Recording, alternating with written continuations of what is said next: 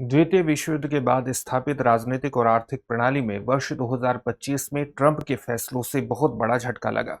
ये झटका इतना बड़ा था कि अगर वर्ष 2026 में भारत ने वैश्विक शक्ति संतुलन के अंतर्गत अपनी कूटनीति के माध्यम से सही निर्णय नहीं लिए तो वैश्विक स्थिति उसकी प्रभावित हो सकती है। किस प्रकार से हो सकती है ये जानना आपके लिए बेहद इंपॉर्टेंट है। लेकिन उससे पहले इस बात को ध्यान में रखिएगा कि दृष्टि संस्थान ने आपकी जीएस की तैयारी को पूरी तरह से करवाने के लिए हाल ही में एक कोर्स लॉन्च किया है जिसका नाम है GS studio foundation live online course. ये मात्र 24,999 में 14 महीने में ही आपकी तैयारी पूरी तरह से करवा देगा। इस कोर्स की कुछ खास विशेषताओं में ये शामिल है कि अगर आप इसके बाद जीएस फाउंडेशन ऑफलाइन बैच में एडमिशन लेते हैं तो उसमें ये सारी फीस आपकी एडजस्ट हो जाएगी, यानी आपको ये कोर्स एक तरह से फ्री में पढ़ने वाला है। ये कोर्स आपको हिंदी, इंग्लिश और इंग्लिश तीनों में ही उपलब्ध होगा। हिंदी माध्यम का बैच 5 जनवरी से प्रारंभ हो रहा है, इंग्लिश का बैच 6 जनवरी से प्रारंभ हो रहा है और इंग्लिश का बैच 7 जनवरी 2026 से प्रारंभ हो रहा है।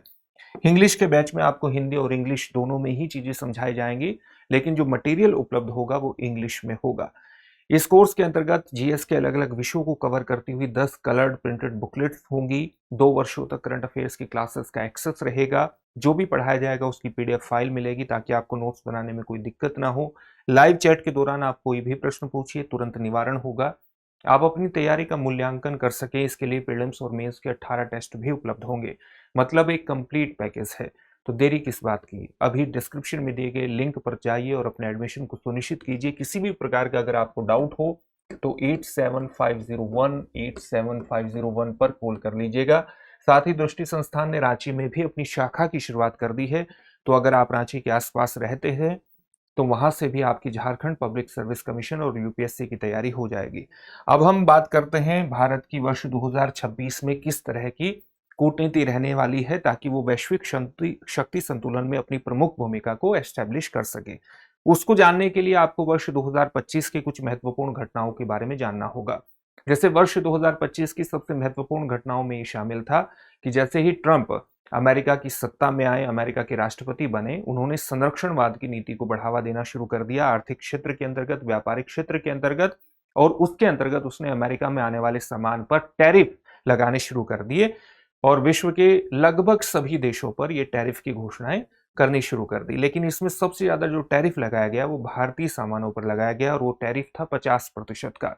25% का टैरिफ की घोषणा पहले की गई और बाद में रूस से तेल खरीदने के कारण अतिरिक्त 25% का टैरिफ लगाया गया।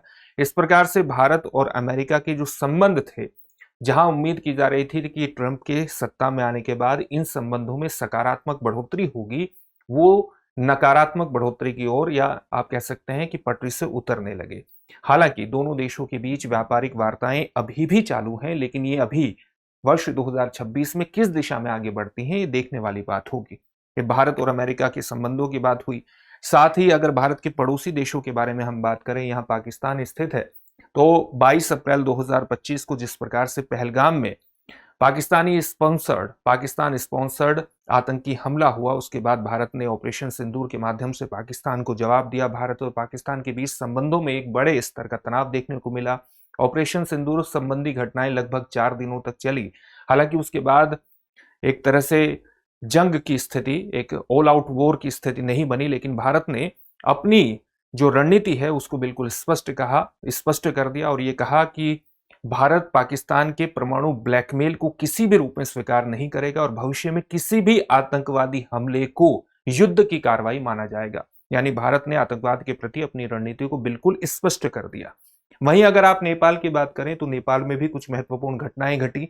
जैनजी आंदोलन हुआ वर्ष 2025 में, जो कि भ्रष्टाचार और भाई भतीजावाद के खिलाफ था। इसके कारण नेपाल में सत्ता परिवर्तन हुआ और सत्ता परिवर्तन होने के बाद पूर्व न्यायाधीश सुशीला कार्की वहां की अंतरिम सरकार की प्रमुख बनी। उसके बाद वर्ष 2026 में चुनाव कराने का निर्णय लिया गया। अब ये 2026 में जो चुनाव होने वाले हैं, इस चुनावों के अंतर्गत होने वाले परिवर्तन या चुनाव की तरफ जब हम बढ़ रहे हैं तो उस दौरान जो पुराना अभिजात वर्ग है वो आने वाले बदलावों को और नए सत्ता परिवर्तनों के अंतर्गत युवा वर्ग की आवाज को कितना महत्व देगा, ये बात देखने वाली होगी। और साथ ही नेपाल में इस बात के संकेत प्राप्त हो रहे हैं कि वहां राजशाही के प्रति एक समर्थन बढ़ता हुआ नजर आ रहा है। तो राजशाही के प्रति अगर समर्थन बढ़ रहा है तो वो चुनावों पर कितना असर डालता है उसको देखते हैं।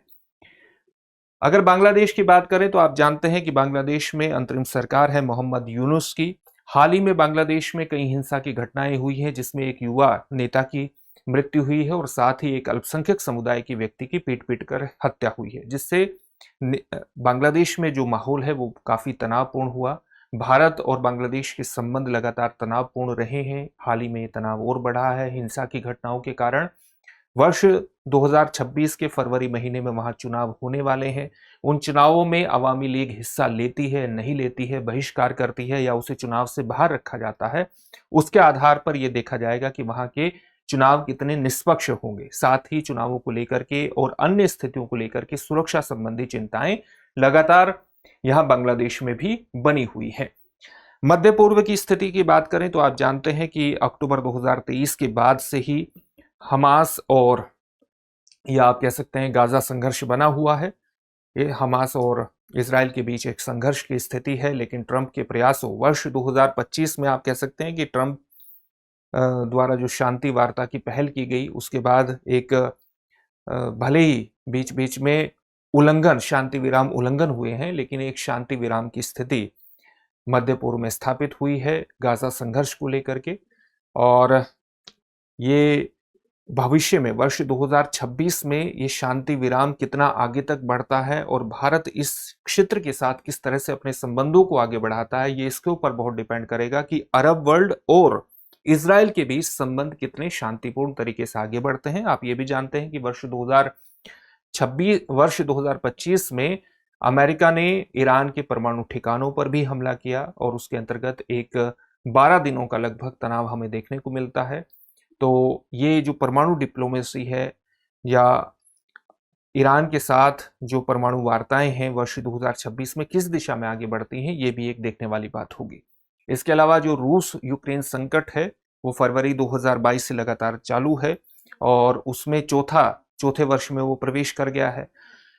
अमेरिकी राष्ट्रपति डोनाल्ड ट्रंप के द्वारा समय समय पर सार्वजनिक आलोचना रूसी राष्ट्रपति व्लादिमीर पुतिन और जो यूक्रेन के राष्ट्रपति हैं वोलोदिमीर जेलेंस्की, उनकी दोनों की ही आलोचना की गई है।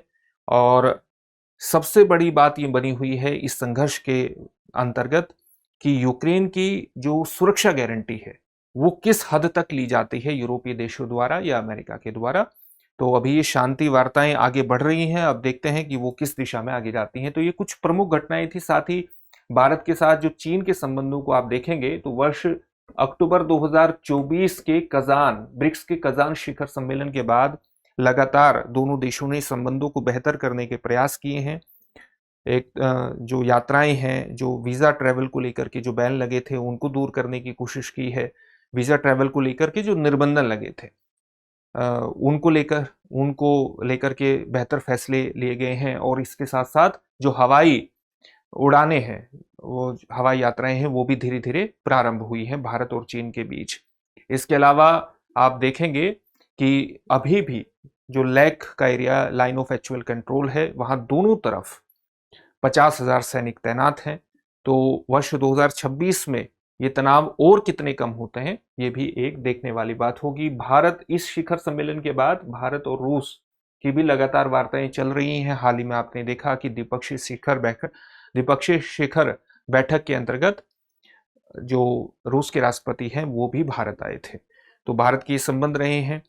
इसके अलावा तुर्की के साथ संबंधों को लेकर के बात करें तो ऑपरेशन सिंदूर के बाद और ऑपरेशन सिंदूर के दौरान तुर्की ने खुलेआम इस्लामाबाद का समर्थन लिया, जिसके कारण तुर्की के साथ हमारे संबंध एक तरह से कमजोरी ही हुए हैं।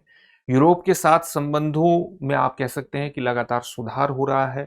यूके के साथ इकोनॉमिक एंड ट्रेड एग्रीमेंट हुआ है और वर्ष 2026 में अगर आप देखेंगे तो यूरोप को भारत काफी महत्व दे रहा है। तो ये सामान्य घटनाएं हुई हैं।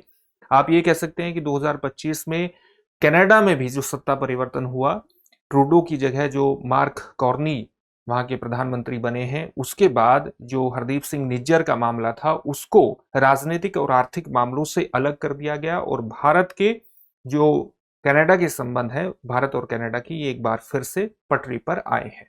तो ये 25 का सामान्य विश्लेषण हुआ। अगर हम 2026 की बात करें तो आप देखेंगे कि बहुत से शिखर सम्मेलन भारत में होने वाले हैं। जैसे एक तो ब्रिक्स शिखर सम्मेलन भारत में होने वाला है वर्ष 2026 का, और इसमें अगर चीनी राष्ट्रपति शी जिनपिंग आते हैं और जो व्लादिमीर पुतिन आते हैं भारत, तो उससे एक जो ट्रोइका जैसी स्थिति है अमेरिकी टैरिफ के बीच, उस जैसी ट्रोइका डिप्लोमेसी को आप फिर से देख सकते हैं भारत, चीन और रशिया के बीच।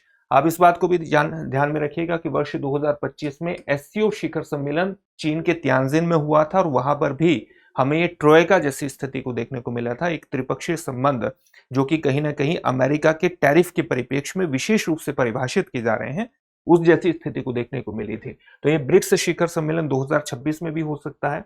इसके अलावा एआई इम्पैक्ट शिखर सम्मेलन, प्रभाव शिखर सम्मेलन, जो दूसरा शिखर सम्मेलन है, पहला फ्रांस में हुआ था, दूसरा भारत में हो सकता है। इसमें भारत अपनी उच्च तकनीकी के क्षेत्र में दक्षता को प्रदर्शित करेगा।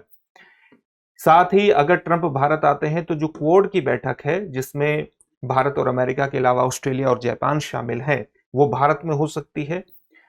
इसके अलावा आप देखेंगे कि वर्ष 2026 का जो गणतंत्र दिवस है, उसमें जो मुख्य अतिथि कौन है, वो यूरोपीय संघ के दो महत्वपूर्ण अधिकारी हैं। यूरोपीय कमीशन की president Ursula von der Leyen और यूरोपीय परिषद के अध्यक्ष हैं एंटोनियो कोस्टा, वो भारत के मुख्य अतिथि हैं। इसके अलावा जनवरी महीने की शुरुआत में ही जो जर्मनी के चांसलर हैं फ्रेडरिक मर्स, वो भारत की यात्रा पर आ रहे हैं। फरवरी में फ्रांस के राष्ट्रपति इमैनुअल मैक्रोन भारत की यात्रा पर आ रहे हैं। यूरोपीय जो आयोग है, यूरोपीय जो यूनियन है, उसके साथ भारत एफटीए वार्ताओं पर भी आगे बढ़ रहा है। तो यूरोप के साथ भारत के संबंध जो लगातार विस्तार ले रहे हैं, 2025 में भी सुधरे थे और 2026 में भी लगातार जो बैठकें हो रही हैं, जो होने वाली हैं, उससे यही संकेत मिलता है कि ये और ज्यादा अच्छे होने वाले हैं संबंध। अगर आप बात करें भारत और अफ्रीकी संबंधों की, तो वर्ष 2026 में पूरी उम्मीद है कि इंडिया अफ्रीका जो फोरम शिखर सम्मेलन है, वो वर्ष 2026 में हो सकता है। अमेरिका के साथ जो बायलैटरल जो ट्रीटी है, व्यापार वार्ता है, वो लगातार आगे बढ़ ही रही है। इस बात को भी ध्यान में रखिएगा कि भारत, जैसे प्रशुल्क भारत पर लगा है 50% का अमेरिका ने लगाया है, उसके परिप्रेक्ष्य में भारत अलग अलग संगठनों, अलग अलग व्यापारिक संगठनों के साथ अपनी व्यापारिक वार्ताओं को भी आगे बढ़ा रहा है, ताकि भविष्य में अगर भारत पर इस तरह के एक तरफा निर्णय लिए जाएं टैरिफ को लेकर के, तो भारत उसका सामना कर सके। जैसे भारत ने हाल ही में कई संगठनों के साथ अपने जो व्यापारिक वार्ता है, फ्री ट्रेड एग्रीमेंट जैसी वार्ताएं हैं, उनको आगे बढ़ाया है। जैसे एक संगठन है जिसको हम यूरेशियन इकोनॉमिक यूनियन कहते हैं, जो कि रशिया के नेतृत्व वाला है और जिसमें कजाकिस्तान, किर्गिस्तान, आर्मीनिया और बेलारूस जैसे देश शामिल हैं, उसके साथ व्यापारिक वार्ताओं को आगे बढ़ाया है। साथ ही साकू संगठन है एक, सदर्न अफ्रीकन कस्टम यूनियन, जो 1910 में स्थापित हुआ था, विश्व का सबसे पुराना कस्टम यूनियन है, जिसमें साउथ अफ्रीका, नामीबिया, बोत्सवाना, लेसेथो और एस्वातिनी देश शामिल हैं। तो इसके साथ भी भारत ने अपनी व्यापारिक वार्ताओं को आगे बढ़ाया है। इसी तरह से मर्कोसुर संगठन है जो साउथ अमेरिका का है, जिसमें Brazil, Argentina, Paraguay, Uruguay, Bolivia और वेनेजुएला शामिल है। इसके साथ भी व्यापारिक वार्ताओं को आगे बढ़ाया है। तो भारत इस प्रकार से अपनी आर्थिक और जो राजनीतिक कूटनीति है उसको आगे बढ़ा रहा है, ताकि वैश्विक शक्ति संतुलन में उसकी एक प्रमुख स्थिति वर्ष 2026 में बनी रहे और ज्यादा गहराई से उसकी पैठ स्थापित हो। इससे संबंधित एक प्रश्न भी देखेंगे, लेकिन उससे पहले इस बात को ध्यान में रखिएगा कि दृष्टि संस्थान इस नव वर्ष पर आपके लिए खास उपहार लेकर आया है न्यू ईयर सेल के रूप में, जिसके अंतर्गत आपको दृष्टि लर्निंग ऐप पर उपलब्ध आईएएस के सभी ऑनलाइन पेन ड्राइव कोर्सेज और टेस्ट सीरीज पर 50% तक की छूट प्राप्त हो रही है। साथ ही बुक्स, डीएलपी और मैगजीन पर भी आपको 25% की छूट मिल रही है। इस छूट का लाभ उठाने के लिए डिस्क्रिप्शन में दिए गए लिंक पर जाइए अपने आप को रजिस्टर करा दीजिए। ये छूट आपको मिल जाएगी। साथ ही आप एक नंबर पर भी कॉल कर सकते हैं, नंबर है 8750187501 पर। इस छूट का लाभ उठा सकते हैं आप बहुत आसानी से दृष्टि लर्निंग ऐप को डाउनलोड करके। अब एक प्रश्न देख लेते हैं। प्रश्न क्या है?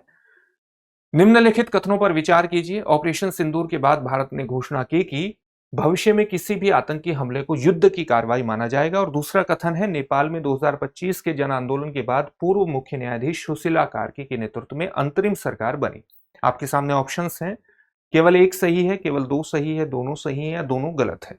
इस प्रश्न का उत्तर कमेंट बॉक्स में कमेंट करके जरूर दीजिएगा। फिर से एक नए सेशन में आपसे मुलाकात होगी। धन्यवाद। Introducing Drishti IAS Everyday Wear, the casual jacket and the polo neck t-shirt, perfect for everyday and casual wear. Shop now on the Drishti Learning app and Flipkart. Buy link in the description. अब exam की तैयारी को और बेहतर करने के लिए हमारे चैनल को लाइक, शेयर और सब्सक्राइब करना ना भूलें।